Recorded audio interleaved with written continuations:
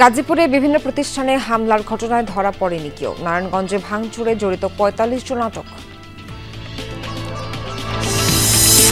নীলফামারীতে community ক্লিনিকে স্বাস্থ্যকর্মী নিয়োগের নামে ভুইফোর এনজিওর প্রতারণা প্রশ্ন করায় যমুনা টিভির সাংবাদিককে শাসালেন কথিত সিইও। না আমি ছবি এখন আমাকে দেখাতে বাধ্য নই আমি। আপনি যা পারেন লেখেন, আপনি যা পারেন লেখেন, আপনি লেখেন, আপনি লেখেন। মারেন মারেন মারেন।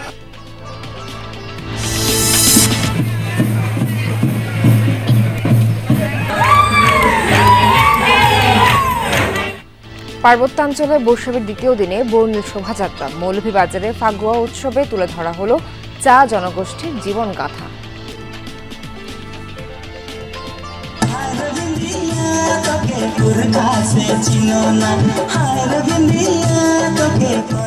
বিভিন্ন সম্প্রদায়ের লোকেরা তাদের ঐতিহ্যকে তুলে ধরতে পারে। হোলি খেলা হয়, রং খেলা হয় এবং 15-20 দিন ব্যাপী এই উৎসবটা পালন করা হয়।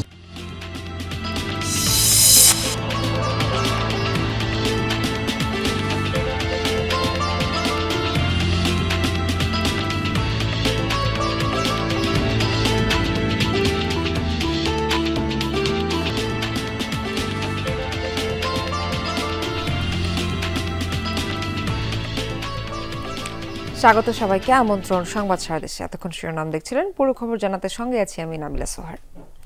গাজীপুরে বিভিন্ন ব্যবসায়ী প্রতিষ্ঠান ও পোশাক কারখানায় হামলা ভাঙচুরের ঘটনায় মামলা হয়নি এখনো, ধরা পড়েনি কেউ। শনিবার বিকেলে কালিয়াকৈর কাশিমপুর কোনাবাড়ি, বোর্ড বাজার ও টুঙ্গির বিভিন্ন শিল্প প্রতিষ্ঠানে ভাঙচুর চালানো হয়। মার্চ ফর গাজা কর্মসূচিতে যোগ দিতে যাওয়ার আড়ালে কিছু উচ্ছৃঙ্খল মানুষ বাটার শোরুম, পেপসি কারখানা ও আবাসিক হোটেলে ইট পাটকেল ছোড়ে। রাতেও কোনাবাড়িতে বিভিন্ন দোকানপাট, পোশাক কারখানা ও শোরুমে হামলা ভাঙচুর চালায় দুর্বৃত্তরা। করা হয় অগ্নিসংযোগ। এছাড়া নারায়ণগঞ্জের সিদ্ধিরগঞ্জে গতকাল দুটি পোশাক কারখানায় ভাঙচুরের ঘটনায় অন্তত ৪৫ জনকে আটক করেছে যৌথ বাহিনী।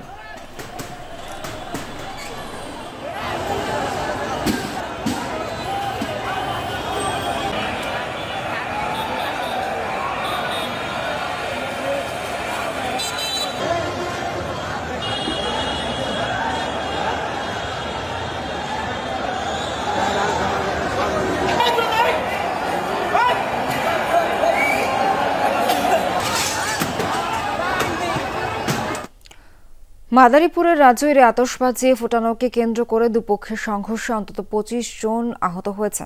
শনিবার রাতে উপজেলার বেপারীপাড়া মোড়ে সংঘর্ষে জড়ায় দুপক্ষ। প্রত্যক্ষদর্শীরা জানান, গত ২ এপ্রিল বদরপাশা গ্রামের কয়েকজন কুন্ডুপাড়ার ফুচকা ব্রিজ এলাকায় গিয়ে আতশবাজি ফোটায়। এ নিয়ে দুপক্ষের কথা কাটাকাটি হয়। পরদিন হামলা ও মামলা হয়। এরই জেরে শনিবার রাতে দেশীয় অস্ত্রসহ সংঘর্ষে জড়ায় দুপক্ষের লোকজন। এ সময় বেপারীপাড়ার মোড়ের বাজারে দোকানপাট লুট ও ভাঙচুরের ঘটনা ঘটে। পরে রাজৈর থানা পুলিশ ও সেনাবাহিনী পরিস্থিতি নিয়ন্ত্রণে আনে। বাংলাদেশ এডুকেশন অ্যান্ড হেলথ ফাউন্ডেশনে স্বাস্থ্যকর্মী নিয়োগ দেওয়া হবে, তারা কাজ করবে কমিউনিটি ক্লিনিকে, পাবেন ভালো বেতনও। এমন প্রলোভন দেখিয়ে জামানত নিয়ে নীলফামারীতে নিয়োগ দিচ্ছে ভুইফোর সংস্থাটি। এ বিষয়ে জানেন না সিভিল সার্জন ও জেলা প্রশাসন। ঘটনা জানতে চাইলে যমুনা টিভির সাংবাদিককে হুমকি দেন কথিত এনজিওর সিইও। না আমি ছবি এখন আমাকে দেখাতে বাধ্য নই আমি। আপনি যা পারেন লেখেন, আপনি যা পারেন লেখেন, আপনি লেখেন, আপনি লেখেন। Bangladesh education and health foundation এনজিওর সিইও তিনি। নিবন্ধন আছে কিনা, সংস্থাটির কার্যক্রম কি, এসব জানতেই চটে গেলেন তিনি। ছোট্ট দুটা প্রশ্নেই যমুনা টিভির সাংবাদিককে শাসালেন, দিলেন দেখে নেওয়ার হুমকিও। আপনি আমার কাছে টাকা চাইছেন? হ্যাঁ আপনি টাকা চাইছেন। না আপনি টাকা চাইছেন, আপনি টাকার জন্য এই কাজগুলো করতেছেন। এবার যাওয়া যাক ঘটনার নেপথ্যে। নীলফামারীর কমিউনিটি ক্লিনিকে শখানেক স্বাস্থ্যকর্মী নিয়োগ দেবে সংস্থাটি। এক একজনের বেতন ১৪,২০০ টাকা। প্রথম পর্যায়ে চাকরিতে যোগ দিয়েছেন ১৫ জন। তাদেরকে যোগদানপত্র আর আইডি কার্ড দিতে যান এনজিওর প্রধান নির্বাহী কর্মকর্তা। অথচ কমিউনিটি ক্লিনিকে নিয়োগ দেওয়া হয় সরকারিভাবে। প্রশ্ন উঠে, কোন প্রক্রিয়ায় দেওয়া হয়েছে নিয়োগ? এটা এক লোকের মাধ্যমে জানছি যে এখানে ওই কমিউনিটি ক্লিনিকে আমাদেরকে নিয়োগ দিবে। ওই যে নিয়োগটা দেখছি না আমরা, ওই যে স্ট্যান্ডে ওই স্ট্যাম্পের উপর নির্ভর করে আমরা নিচ্ছি। আমাদেরকে মানি রিসিভ একটা করে দিবে, সে 50,000 টাকা আমাদের অ্যাকাউন্টে থাকবে। কমিউনিটি ক্লিনিকে বসবো আর হ্যান্ড ওয়াশ দিবে, সেগুলো জায়গায় জায়গায় দিব আর ওদেরকে স্বাস্থ্য সম্পর্কে দেবো আর মানে সাজেশন দিব। নিয়োগ পাওয়াদের কাছে 50,000 টাকা করে জামানত রাখার বিষয়টি সামনে এলে তৈরি হয় সন্দেহ। সিইও দেখালেন স্বাস্থ্য অধিদপ্তরের একটি চিঠি, তবে সেখানে নিয়োগ সম্পর্কিত কোনো তথ্যই নেই এনজিও বিষয়ক ব্যুরোর নিবন্ধনও। ভুল কথা বললেন, আপনাকে চ্যালেঞ্জ দিয়ে বলতেছি আমি। জয়েন্ট স্টক কিন্তু দুটো জিনিস দেয়, সমাজসেবার দেয় আর হচ্ছে আপনার বাণিজ্য এতে দেয়। জয়েন্ট স্টক কিন্তু এটা দেয়। এটা হ্যাঁ, এটা সমাজসেবা। আপনি এনজিও কার্যক্রম যখন পরিচালনা করবেন তখন এনজিও ব্যুরোর অনুমতিপত্র লাগবে। অবশ্যই লাগবে। হ্যাঁ, সেটা আমার আছে। পরে তড়িঘড়ি করে অফিস কক্ষ ত্যাগ করেন সিইও ফজলুল হক। জানা গেল অফিসটি 1 ঘন্টার জন্য ভাড়া নিয়েছিলেন তিনি। উনি বললেন যে এটা ভালো জিনিস ঠিক আছে। তো এই সুবিধা পরিচয় ছিল, আমার কাছে একটু মিটিং করবো, আমি কটা চেয়ার নিয়ে আসছি, এখানে বসে মিটিং করবো। আপাতত অফিস নেই। সিভিল সার্জন জানালেন কমিউনিটি ক্লিনিকে সেবা দেওয়ার জন্য নিয়োগের বিষয়ে তিনি অবগত নন। এই এনজিওর বিষয়ে জানেন না জেলা প্রশাসকও। মন্ত্রণালয়ের অর্ডারে বলা আছে যে তারা 10টা হ্যান্ড স্যানিটাইজার এবং 10টা হ্যান্ড ওয়াশ তাদের জনবল দ্বারা সিএসসিবিদের মাঝে বিতরণ করবে, সিএসসিবিদেরকে হ্যান্ড ওভার করবে, এরকম বলা আছে। বা এরকম না, জনগণের সাথে সম্পৃক্ততা নেই। Dhaka education and health foundation নামে কোনো এনজিও কার্যক্রম আমাদের এখানে চলমান নাই। আমাদের জানা মতে আমাদের সাথে আমাদের এন্ট্রিও নাই, এখানে এনজিও বিষয়ক ব্যুরোরও কোনো অনুমোদন নাই। আমরা আপনার মাধ্যমে জানতে পারলাম যে তথ্যটা এই ধরনের কার্যক্রম এরা করছে। এর আগে পঞ্চগড়ে ভুইফোর এনজিওটি স্বাস্থ্যকর্মী নিয়োগ দিতে গেলে প্রশাসন ও স্বাস্থ্য বিভাগ তা বন্ধ করে দেয়। মাহমুদ রফিন, যমুনা নিউজ, নীলফামারী। দর্শক, যেমনটা সংবাদের শুরুতে জানাচ্ছিলাম, গাজীপুরে বিভিন্ন ব্যবসায়ী প্রতিষ্ঠান ও পোশাক কারখানায় হামলা ভাঙচুরের কোনো মামলা হয়নি এবং কেউ ধরাও পড়েনি। এই বিষয়ে আরও জানাতে আমাদের সঙ্গে যুক্ত আছেন সহকর্মী পলাশ প্রধান। পলাশ, প্রকাশ্যিত হামলা ভাঙচুরের ঘটনা ঘটেছে এবং জড়িতদের ধরার বিষয়ে এখন পর্যন্ত কি পুলিশের কোনো তৎপরতা দেখেছেন কিনা জানাবেন।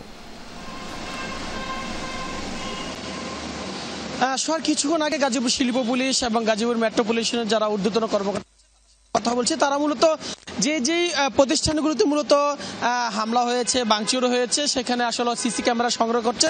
সিসি ক্যামেরা সংগ্রহ করে যে বিষয়টা বলছিল যে কোনো প্রতিষ্ঠান যদি আসলে অভিযোগ করা হয়, সেই অভিযোগের প্রেক্ষিতে তারা মূলত মামলা গ্রহণ করবে। এছাড়া কিন্তু আমরা যে বিষয়টি দেখেছি গতকাল যে শিল্প প্রতিষ্ঠান ছুটি হওয়ার পর থেকে কিন্তু তারা ইসরায়েলি বিরোধী বিশাল একটি মিছিল নিয়ে ঢাকার উদ্দেশ্যে রওনা হয়। এরপর থেকে কিন্তু পিছন থেকে কিছু দুষ্কৃতিকারীরাই মূলত ভাঙচুর আর লুটপাট করে। আমরা দেখেছি গতকাল রাত্রে কিন্তু প্রায় 10টার পর থেকে গাজীপুরের কোনাবাড়িতে বেশ কয়েকটি ইসরায়েলি পণ্য বিক্রি করার অপরাধে মূলত তারা প্রথমে নিষেধাজ্ঞা করে, এরপরে কিন্তু আমরা দেখেছি বেশ কয়েকটি আবাসিক হোটেল রয়েছে অসামাজিক কার্যকলাপের অভিযোগে মূলত যারা বিক্ষোভকারীরা ছিল তারা কিন্তু আসলে আগুন ধরিয়ে দেয়। সেখানে কিন্তু আমরা দেখেছি যে শিল্প পুলিশ এবং থানা পুলিশ সিসি ক্যামেরা ফুটেজ সংগ্রহ করছে এবং সেটি তদন্ত করে মূলত ব্যবস্থা নেওয়া হবে। পলাশ, অসংখ্য ধন্যবাদ আপনাকে। শুভেচ্ছা সফরে চট্টগ্রামের পতেঙ্গা কন্টেইনার টার্মিনালে ভিড়েছে রাশিয়ান 3 যুদ্ধ জাহাজ। এই বিষয়ে আরো জানাতে যুক্ত হচ্ছেন সহকর্মী শহীদুল সুমন। সুমন, 3 যুদ্ধ জাহাজের শুভেচ্ছা সফরের বিষয়ে আপনার কাছে কি তথ্য আছে জানাবেন।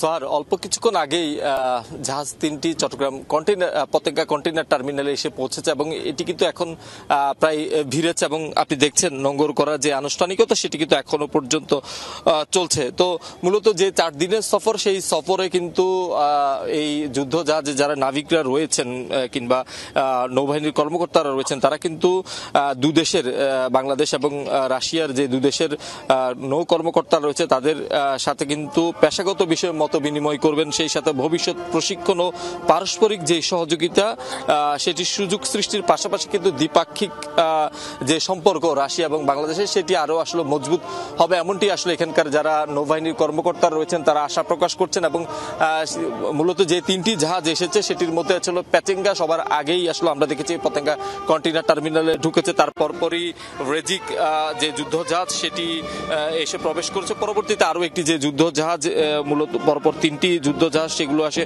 পৌঁছেছে এবং এখানকার রাশিয়ান যিনি রাষ্ট্রদূত রয়েছেন তিনি এখানে এসে পৌঁছেছেন এবং তিনি কিন্তু জাহাজ 3টিকে স্বাগত জানিয়েছেন। সেই সাথে বাংলাদেশের যে নৌবাহিনীর ঊর্ধ্বতন কর্মকর্তারা, বিশেষ করে চট্টগ্রাম নৌ অঞ্চলের যারা ঊর্ধ্বতন কর্মকর্তা তারা এখানে এসেছেন এবং তারা সবাই কিন্তু এখানে যারা যুদ্ধ জাহাজে এসেছেন নাবিকরা তাদেরকে কিন্তু অভ্যর্থনা জানিয়েছেন। সেই সাথে নৌবাহিনীর এখানকার বাদক টিম রয়েছেন তারাও কিন্তু আসলে তাদেরকে বিভিন্ন সঙ্গীতের মাধ্যমে বিভিন্ন সুরের মাধ্যমে তাদেরকে আসলে এখানে স্বাগত জানিয়েছেন। সেই সাথে এখনো পর্যন্ত যে 3টি জাহাজ তারা কিন্তু যে আনুষ্ঠানিকতা সেটি আসলে শেষ করছেন এবং পরবর্তী তাদের যে বৈঠক বা অন্যান্য যে কার্যক্রম সেটি আসলে শুরু করবেন তারা। সোহার, সুমন, ধন্যবাদ আপনাকে। লালমনিরহাটে আগুনে পুড়েছে একটি ইলেকট্রনিক্সের দোকান। প্রত্যক্ষদর্শীরা জানান ভোরে বড়বাড়ি বাজারের এসএস ইলেকট্রনিক্স নামের দোকানটিতে হঠাৎই আগুন লাগে। ফায়ার সার্ভিসের 3টি ইউনিটের 1.5 ঘন্টার চেষ্টায় আগুন নিয়ন্ত্রণে আসে। পড়েছে টিভি, ফ্রিজ সহ বিভিন্ন সামগ্রী। ধারণা বৈদ্যুতিক শর্ট সার্কিট থেকে আগুনের সূত্রপাত। অগ্নিকাণ্ডে কোটি টাকার মালামাল পড়ে গেছে বলে দাবি ক্ষতিগ্রস্ত ব্যবসায়ী। পার্বত্যাঞ্চলে চলছে 3 দিনের বৈশাখী উৎসব। আজ উৎসবের দ্বিতীয় দিনে শোভাযাত্রা সহ রয়েছে নানা আয়োজন। খাগড়াছড়িতে চলছে জলকেলি। এই বিষয়ে আরো জানাতে যোগ দিচ্ছেন সহকর্মী শাহরিয়ার ইউনুস। শাহরিয়ার, জলকেলি আয়োজনের বিস্তারিত জানাবেন। সোহার, উৎসবে রঙিন হয়ে উঠেছে পার্বত্য জনপদ। ক্ষুদ্র নৃগোষ্ঠী সম্প্রদায় অর্থাৎ চাকমা, মারমা, ত্রিপুরা জনগোষ্ঠীর যে উৎসব বৈশাখী সেটি এখন পাহাড়ে চলছে। যদিও বা গতকাল চাকমা সম্প্রদায়ের নদীতে ফুল ভাসানোর মধ্য দিয়ে এই বৈশাখী উৎসবের মূল আনুষ্ঠানিকতা শুরু হয়, কিন্তু আজকে চাকমা সম্প্রদায় অতিথি আপ্যায়ন অর্থাৎ মূল বিজে পালন করছে। আর আগামীকাল আর মারমা সম্প্রদায়েরা বিভিন্ন প্রোগ্রাম চলছে। সেই প্রোগ্রাম থেকে আমরা দেখতে পাচ্ছি আজকে একটি সংগঠন উদ্যোগে পানি খেলা আয়োজন করা হয়েছে, কিন্তু যে তাপ দেওয়ার কারণে সেই কর্মসূচিটিকে একটু ছোট করে আনা হয়েছে। তারপরে আমরা এখানে দেখতে পাচ্ছি জেলা সদরের আপার বেড়াচর এলাকায় মারমা ঐক্য পরিষদের উদ্যোগে সকালে রেলি করে এখানে পানি খেলা হয়েছে। সেই পানি খেলাটুকু আমরা আপনাদেরকে দেখানোর চেষ্টা করছি। অর্থাৎ মারমারের সাংরাই উৎসব নামে এই উৎসবটি পালন করে থাকে, যদিও বা তাদের মূল অনুষ্ঠান আগামীকালকে করার কথা রয়েছে। আজকে তারা সংগঠনের পক্ষ থেকে এখানে সাংরাই উৎসবটি তারা বাংলাদেশ মারমা ঐক্য পরিষদের উদ্যোগে করছেন, সেটি আমরা দেখতে পাচ্ছি। এবং এখানে মাঠে দেখতে পাচ্ছেন বিভিন্ন খেলাধুলারও আয়োজন করা হয়েছে। মারমা সম্প্রদায়ের ঐতিহ্যবাহী আলারি খেলা, ধ খেলা তারা খেলাধুলা করছে এবং দেখতে পাচ্ছেন যেখানে মারমা সম্প্রদায়ের তরুণ তরুণী তাদের ঐতিহ্যবাহী যে পোশাক রয়েছে, অর্নামেন্টস অর্থাৎ গহনা রয়েছে, সেটি পরে তারা এখানে এসছেন এবং নাচে গানে মেতে উঠেছেন। অর্থাৎ এই দৃশ্য বলে দেয় যে পাহাড়ে উৎসব সম্প্রদায়ের জন্য কত রঙিন এবং বর্ণিল সেটা আমরা দেখতে পাই। আরেকটি বিষয় দেখেন, এখানে সব বয়সে নারী পুরুষ নাচে গানে মেতে উঠে সেটা আমরা দেখতে পাচ্ছি। এই সবকিছু মিলিয়ে যদি বলে আরেকটি বিষয়, আজকে ত্রিপুরা সম্প্রদায়েরা হারি বৈশাখ অর্থাৎ নদীতে ফুল ভাসানোর মধ্য দিয়ে ত্রিপুরা সম্প্রদায়ের লোকজন বৈশাখ উৎসবের আনুষ্ঠানিকতা শুরু করেছে, সেটা আমরা দেখেছি। সোহার, শাহরিয়ার, অসংখ্য ধন্যবাদ আপনাকে।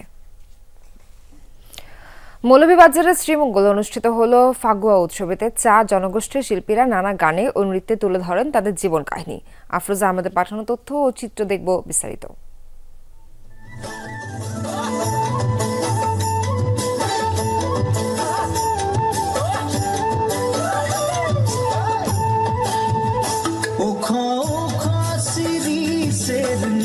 চাই গাছ মোর গয়রাম খুলিছে, কাঁচা কাঁচা পাত বারে বারে বারে বারে গয়রাম কিনে নজর চলি যায় বারে বারে গয়রামকে মোর দেখলে মন যায়। আমরা এই উৎসবের মাধ্যমে বিভিন্ন সম্প্রদায়ের লোকেরা তাদের ঐতিহ্যকে তুলে ধরতে পারে। হোলি খেলা হয়, রং খেলা হয় এবং 15-20 দিন ব্যাপী এই উৎসবটা পালন করা হয়। ফগুয়া অনুষ্ঠানে, ফগুয়া উৎসবে আমরা আমাদের কন্দ জাতির কুই নৃত্য পরিবেশন করেছি।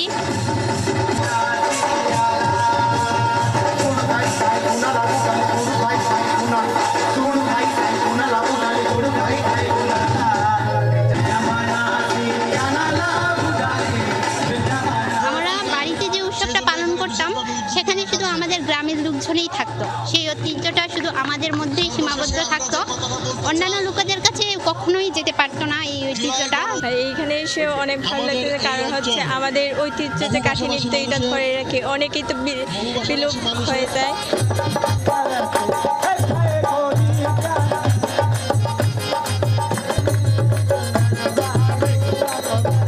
জাতিগোষ্ঠীকে কেন্দ্র করে যে একটা অনুষ্ঠান হচ্ছে সেটা নিয়ে খুবই গর্বিত মনে করছি। তাদের যে হ্যান্ডিক্রাফট যেটা আছে, হস্ত বিষয়গুলো যেগুলো তারা প্রোডাক্ট তৈরি করে, সেগুলো আমরা মানুষের মাঝে হচ্ছে ছড়াই দিতে চাই।